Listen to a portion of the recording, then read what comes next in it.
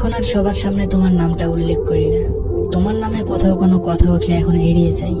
তোমার ছবিগুলো গ্যালারিতে হাইড করে রেখেছি। তোমার কথা খুব যখন মনে পড়ে তখন লুকিয়ে লুকিয়ে তোমাকে একটিবার দেখে নিই। সত্যি বলতে এখন আর প্রকাশ করি না, তবে গোপনে আজও তোমায় ভালোবাসি। মাঝে মাঝে মনে হয় যে তোমায় একটিবার মেসেজ করি, একটু কথা বলি, না হয় আর একটু অবহেলা করলে। কিন্তু তারপর মনে হয় তুমি তো আমায় ছাড়াই ভালো আছো, আমি কেনই বা একটু খুশির জন্য তোমার ভালো থাকাটা খারাপ করে দিই।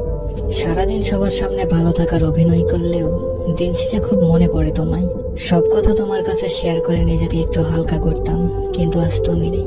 ভালো থেকো প্রিয়, আজও তোমায় খুব মিস করি। হ্যাঁ, আমি বদলে গেছি, অনেকটাই বদলে গেছি। যতটা বদলে গেলে পুরোনো স্মৃতিগুলো ভুলে থাকা যায়। হ্যাঁ, আমি ততটাই বদলে গেছি।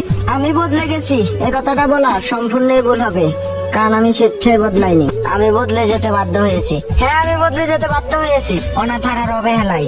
সবসময় আড্ডা দেওয়া মানুষটা আজ একা বসে থাকে। সবসময় হাসি খুশি থাকা মানুষটা আজ নীরবতা পালন করে। সবার সাথে কথা বলা মানুষটা আজ চুপচাপ থাকতে ভালোবাসে। যার জন্য আজ আমাকে প্রতিনিয়ত শুনতে হয় আমি নাকি বদলে গেছি।